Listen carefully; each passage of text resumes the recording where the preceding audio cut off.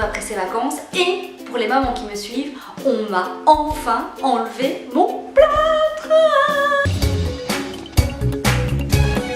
Oui, alors ça je ne peux pas faire, je marche comme un pirate. Mais en tout cas je suis libérée et trop contente et c'est beaucoup plus simple pour faire mes vidéos pour vous. Alors aujourd'hui j'avais envie de vous parler des écrans.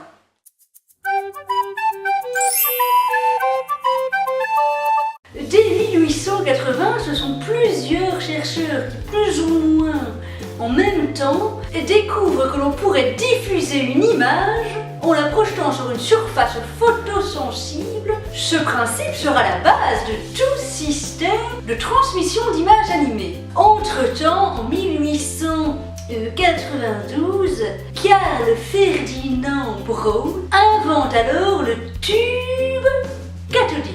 Ensuite, en 1992, Fujitsu reprend alors les travaux de Donald L. Blitzer et présente le premier écran plasma couleur. C'est fou! Et il sera mis sur le marché alors en 1997. Oui. Et autre chose, le saviez-vous pas ou le saviez-vous? Contrairement à ce que l'on peut croire en utilisant nos petites tablettes à écran tactile, n'est-ce pas? Eh bien, l'écran tactile n'est pas du tout une invention récente, hein, non, il a 40 ans. Il a été créé en 1972, pour être plus précis. Voilà. Merci Wikimams pour la minute info. Et effectivement, les écrans ont pris une place inconsidérable dans notre société, nos maisons et nos vies. Nous sommes même à la limite de la dépendance visuelle. Allez, à table. Ouais, 2 minutes, j'ai pas fini de me rincer l'œil là. Comment s'en défaire? Alors dur mes amis. Bah oui, on va pas retourner au pigeon voyageur. Vole mon petit, vole transmettre le message à mon bien-aimé.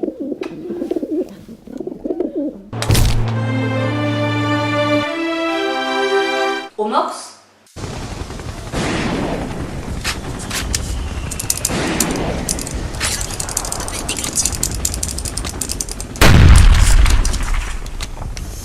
Ni à la cabine téléphonique. Mais on pourrait essayer de limiter les dégâts. Au lieu de leur donner une tablette, donnons-leur un vrai livre.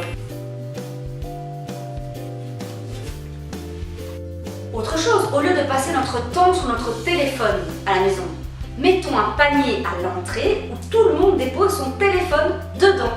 Ça permet de passer un bon moment en famille. Après, nous nous sommes conditionnés comme ça et il est clair que cette technologie nous aide au quotidien. Moi, la première, je ne vais pas dire le contraire. Mais néanmoins, nos petits ne devraient pas y avoir accès si facilement et en plus de ça, ils n'en ont absolument pas besoin. Je suis horrifiée de voir ces applications qui retournent sur les réseaux sociaux et que l'on vend aux parents pour soi-disant développer le niveau scolaire de nos enfants. Non mais c'est un truc, mais c'est incroyable, c'est dingue, hein. Dingue!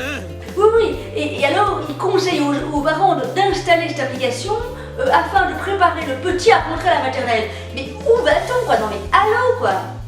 Non mais allô quoi? T'es une nana, t'as pas de shampoing? Non mais c'est comme si je te dis, t'es une nana, t'as pas de cheveux. Non mais allô quoi? Exemple même d'une nana qui a vraiment abusé des écrans, hein. L'effet des écrans est très néfaste sur nos enfants. Parmi les effets néfastes, on peut retrouver l'obésité, la dépression, les troubles de l'attention, les troubles du sommeil, le retard de langage, la difficulté d'apprentissage. Donc franchement, il faut qu'on essaye de limiter les dégâts en maths. Commençons par nous adultes. Combien de fois, moi je vais à des dîners avec des potes, ils sont tous sur leur téléphone à table. Ok, what? Et quoi, je te fais chier ou pas? Ouais, parce que je suis sur mon téléphone. Enfin, on n'a pas des choses à se dire. À ce compte-là, moi je me mets face au mur, je parle avec le mur, je suis sûre qu'il sera beaucoup plus chaleureux. Non, on peut se parler, je pense quand même. Je vous défie cependant de mettre un petit panier chez vous lors d'un dîner où vous recevez des potes, de leur demander de déposer le téléphone dans le panier et compter le temps qu'ils tiennent sans vite aller au panier pour se rincer l'œil. Et notez-le moi en commentaire, parce que je suis sûre qu'il y en a qui vont pas tenir 2 secondes et demie, ils vont déjà aller au panier chercher le téléphone quoi. Ça montrera bien la dépendance qu'on a nous déjà adultes. Donc je pense que si déjà nous on fait un travail sur nous, ça aura d'office un impact sur nos enfants. Voilà les mamans, alors lâchons nos téléphones, sortez les grimoires et les papyrus, et je vous dis à la semaine prochaine et n'oubliez pas, vous déchirez.